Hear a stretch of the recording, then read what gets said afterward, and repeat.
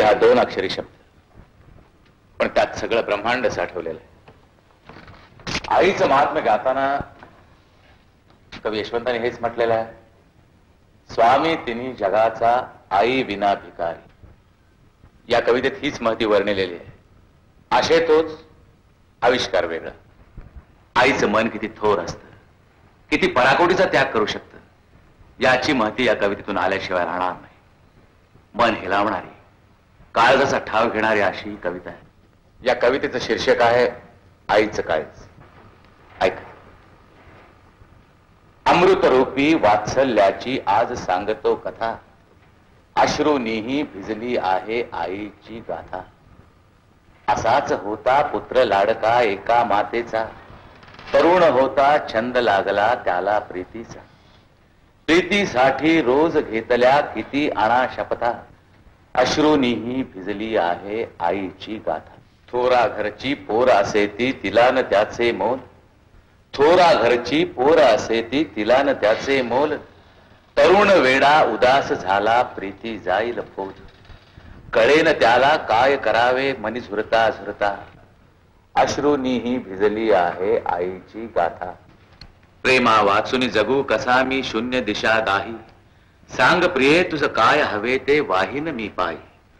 सर्वस्वाचे दान करीन मी प्रिये तुझ्या करिता, अश्रूनीही भिजली आहे आईची गाथा.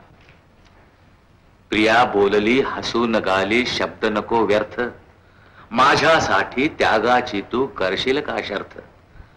तुझ्या आईचे काळीज आणून देशील का आता, अश्रूनीही भिजली आहे आईची गाथा. प्रेमासाठी पिसाट झाला खेवून अफवा, प्रेमासाठी पिसाट झाला खेवून अफवा. मला ना त्या प्रेमळ आहे ना, त्या मुलासाठी, त्या वेड्या मुलासाठी काय केलं असेल असं तुम्हाला वाटतं? या ठिकाणी आईच्या प्रेमाची, त्यागाची खरी कसोटी तुम्हाला कळेल, महती कळेल. तिनं आपलं काळीज काढून त्या मुलाला दिलं. पुत्रासाठी खुळ्या आईने अर्पिले प्राण, काळीज घेऊन धावत सुटला त्याला न त्याची जाण. पण ठेच लागली काळीज पडले वाटेवर जाता, अश्रूनीही भिजली आहे आईची गाथा. मुलानो, त्या स्थितीत तिथे आईचं हळवं काळीज काय बोललं माहितीये? गहीवर लेले काळीज बोले दाटून आला गा, दुखावले का कुठे लागले, दुखावले का कुठे लागले, फुंकर घालू तुला. सर्व झाले मनात त्याच्या मातृबोल ऐकता, अश्रूनीही भिजली आहे आईची गाथा. पुरी हुंदका फुटला त्याच्या कोसळला खाली, सारे असूनी वनवासी मी दुःख मला जाळी. आई आई आई आई म्हणू कुणा मी, कोण मला त्राता, अश्रूनीही भिजली आहे आईची गाथा. अगाध महिमा आईचा या तिला नसे उपमा, हृदय मंदिरी जपून ठेवा आईची प्रतिमा. अमृतरूपी वात्सल्याची इथे संपली कथा, अश्रूनी ही भिजली आहे आईची गाथा.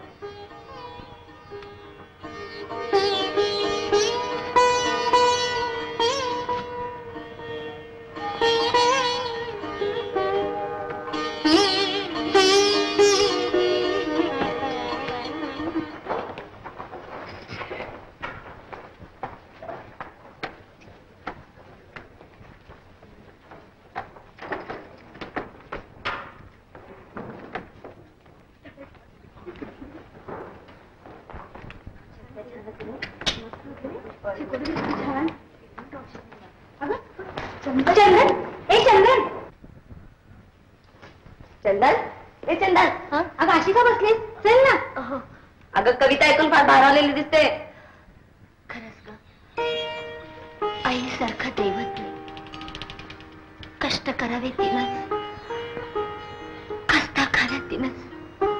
सुमन, काय सांगू, माझी फार लाड करते ग. अगं, इतके हौस इतके लाड करणार तुझी आई आम्हाला दाखव ना. माझ्या आईला बघायचं. हो, मग उद्या रविवार आहे, उद्या सकाळीच या. हा का? आज संध्याकाळी आलं तर नाही चालायचं? संध्याकाळची माझी आई भेटू शकणार नाही, तुम्ही सकाळी या ना. आणि एक सांगू, माझी आई तुम्हा सर्वांच्या आईपेक्षा वेगळी आहे.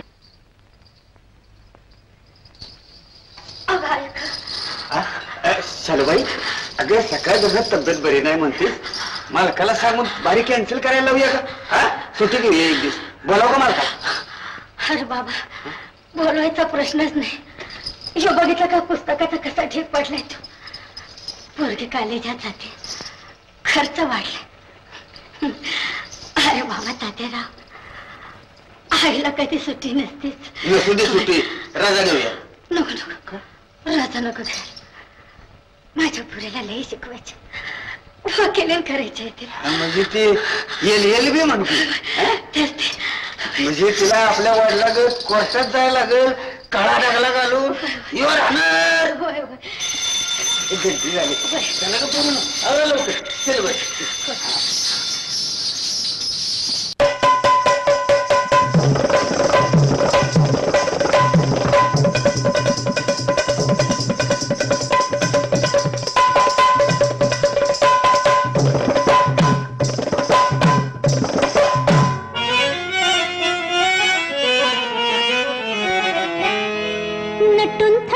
पंचिमाली नटून थटून पंचिमाली औंदाच्या गसाली, नटून थटून पंचिमाली औंदाच्या गसाली. रंगबाजी खेळायला या हो रंगमाली, रंगबाजी खेळायला या हो रंगमाली. नटून थटून पंचिमाली, नटून थटून पंचिमाली औंदाच्या गसाली. रंगबाजी खेळायला या हो रंगमाली, नटून थटून पंचिमाली औंदाच्या गसाली.